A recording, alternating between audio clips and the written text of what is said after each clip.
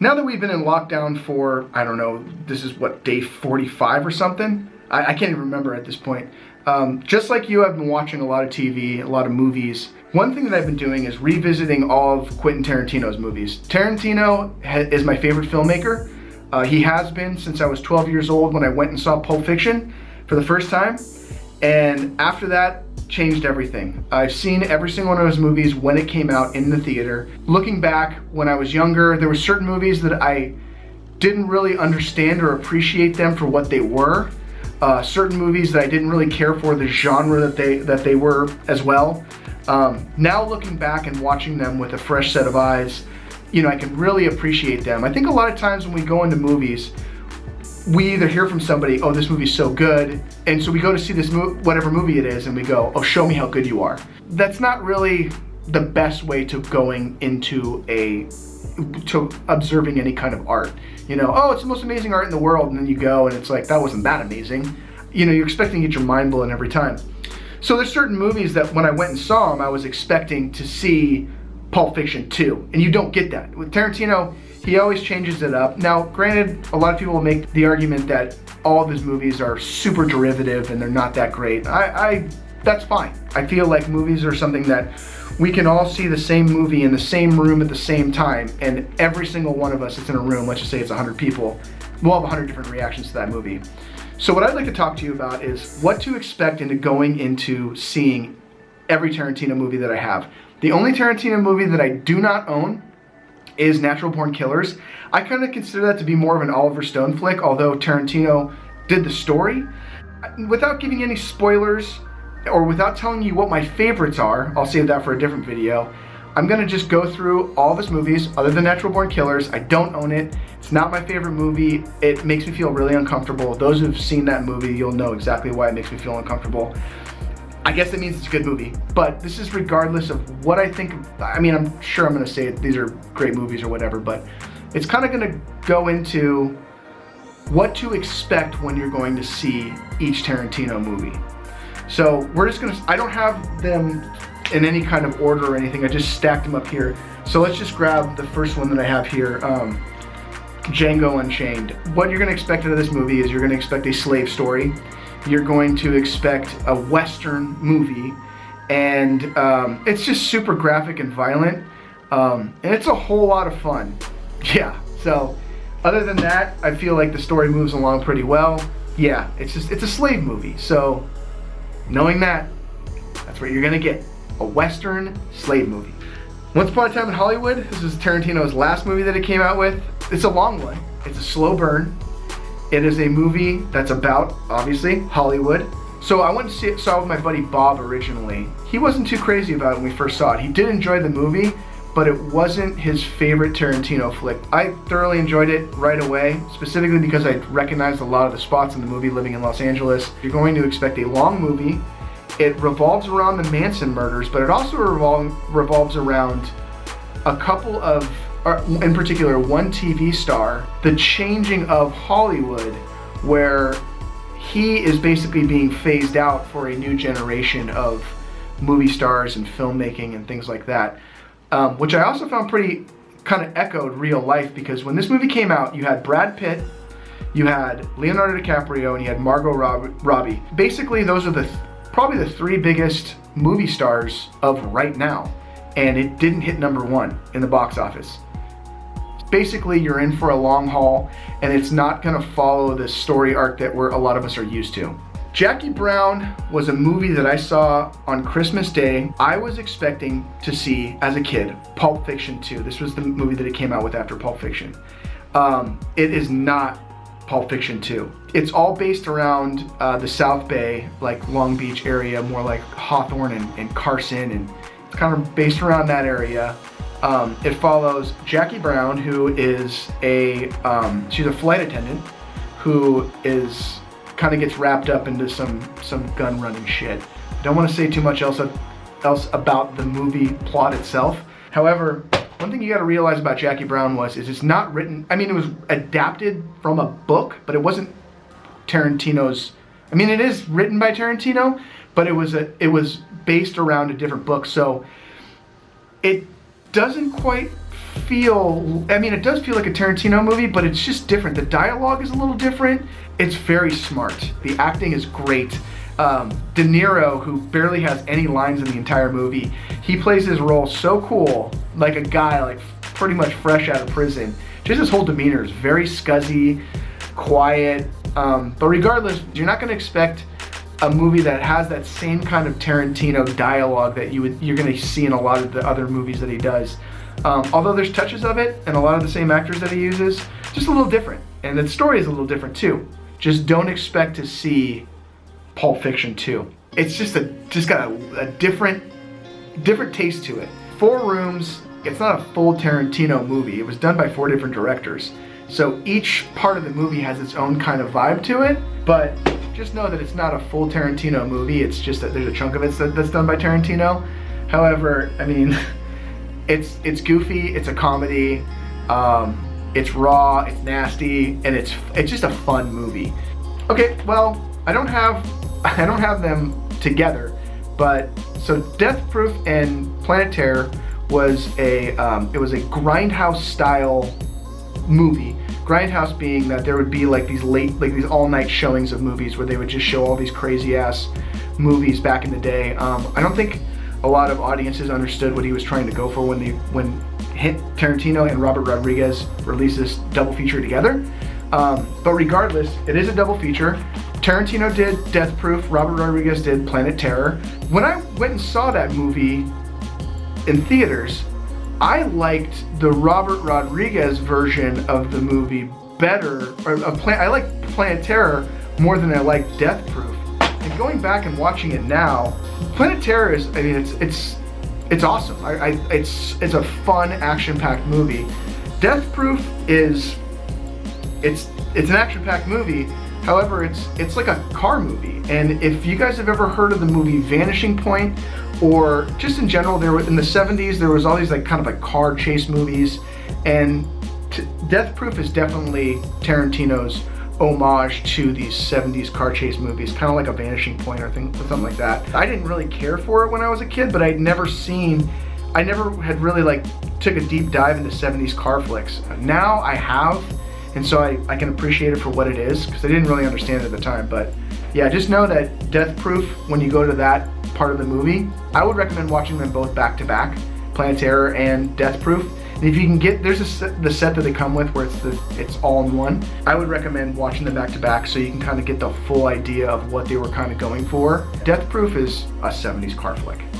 True Romance is a movie that was done by Tony Scott, Ridley Scott's brother. It was directed by him, but the story was written by Tarantino. You can hear a lot of the dialogue is very Tarantino-esque, and even some of the sayings that are in the movie are like you can hear in other Tarantino movies. Yeah, it's like a early 90s action flick, like romance action flick. It's funny because when I was watching it the other night, it was talking about it starts off in Detroit, Michigan, and Christian Slater's going to see this movie at this movie theater in Detroit, and it's the Vista Theater in Los Feliz. So it's funny to see Los Angeles being pictured as Detroit, and you know exactly the Vista Theater is an iconic movie theater. So it was funny to see that. But going into it, it's a romance flick, and it's great. Anyway, fuck it. Alright, Inglourious Basterds is a revisionist history movie. It's definitely, I would consider, on the long side. It's fucking bloody, it's gory, it's revisionist history. So I don't want to say much other than that. I think even saying it's revisionist history kind of implies what you're in, it implies a spoiler. But yeah, I saw this movie with my mom in theaters and it fucking blew me away.